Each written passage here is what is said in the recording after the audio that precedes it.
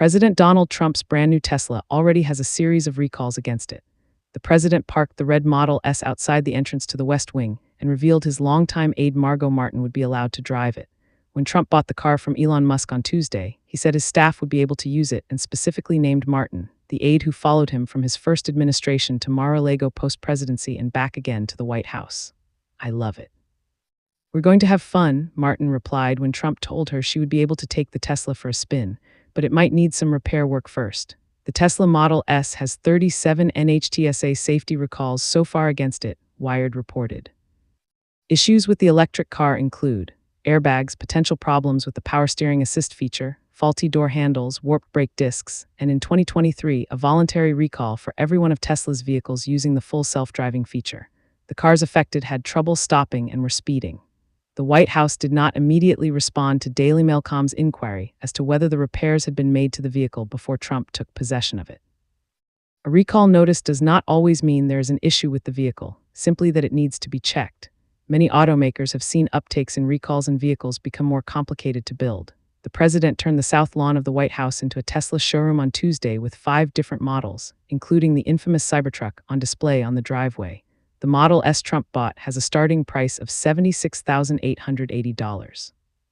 He and Musk sat in the car. Trump started the engine and Musk showed him the features. Alas, the president didn't take it for a test drive, saying the Secret Service would let him. He added he would pay by personal check. I don't want a discount, he said. Musk said he would accept a personal check from the president. His credit's good, Musk noted. He had his young son X with him on the south lawn.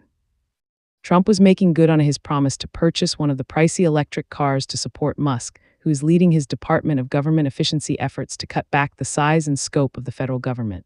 Musk has been heavily criticized for his work. Tesla showrooms have been targeted by demonstrators unhappy with Musk's work. The company's stock price is down, sales have plummeted, and investors are said to be worried. Musk reportedly lost $29 billion in a day because of Tesla's losses. Trump defended Musk repeatedly. This man is a great patriot and you should cherish it, he said of him. Trump also used the photo opportunity to slam his predecessor Joe Biden. You think Biden could get into that car? I don't think so, he said. Trump spoke for about 30 minutes as he checked out the vehicles. He said of Musk, I think he's been treated very unfairly by a very small group of people. And I just want people to know that he can't be penalized for being a patriot. He also shrugged off the declining stock market. Markets are going to go up and they're going to go down, but you know what? We have to rebuild our country. Trump has been an ardent defender of Musk, who helped bankroll his 2024 presidential campaign.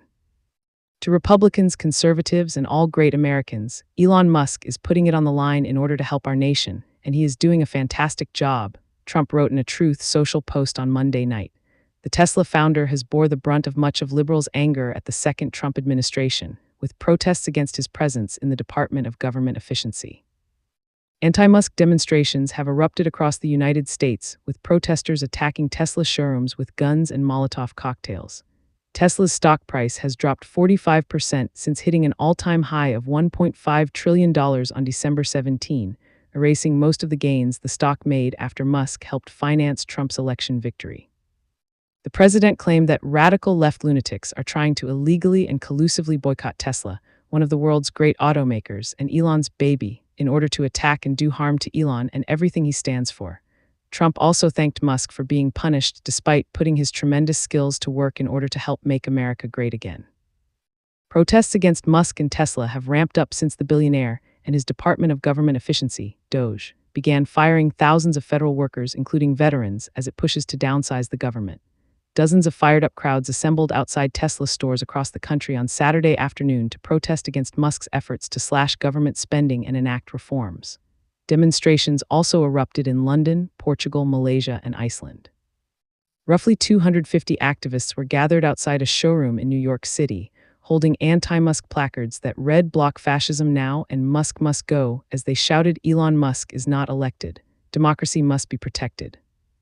5 protesters were arrested for disorderly conduct at the Manhattan demonstration, and one was taken into custody for resisting arrest, obstruction, and violation of local law, the New York Daily News reported.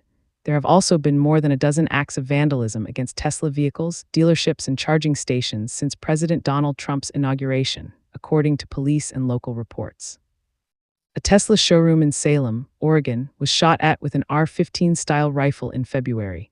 Suspected vandal Adam Matthew Lansky, 41, is also accused of causing major damage at the same store with Molotov cocktails in January. Similarly, 4 Tesla Cybertrucks were set ablaze overnight at a storage lot in Seattle's industrial SoDo neighborhood, King TV reported. Police in Oregon are also working with the FBI to investigate gunshots fired at a Tesla dealership in Tigard, outside Portland, last week. While the motivation for the attack has not been confirmed, Tigard police said they are aware that other Tesla dealerships have been targeted across Oregon and the nation for political reasons. The shooting comes a week after federal prosecutors in Denver charged a woman in connection with vandalism against a Tesla dealership in Colorado, including Molotov cocktails being thrown at vehicles and the words, "Nazi cars" spray-painted on the building. Also last week, 7 Tesla charging stations that were intentionally set on fire in Massachusetts, according to the Littleton Police Department. No injuries were reported. Graffiti reading "No Musk" and depicting a sign that resembled a swastika was also found at a Tesla dealership, one day after protesters gathered at the facility. Meanwhile, Doge has faced intense scrutiny in recent weeks for its chaotic handling of layoffs, particularly its firing of key federal employees only to attempt to rehire them later. Among those affected were workers responsible for maintaining nuclear weapons sites across the U.S., a move that has raised serious national security concerns, and Musk and his allies are now face-mounting pressure to reassess their approach. Musk at Morgan Stanley conference last week compared his influence over the federal government to that of a corporate takeover. To understand the federal government, it is like a corporate takeover at scale, but one where the company is actually in much worse shape than any commercial company could ever be, Musk said.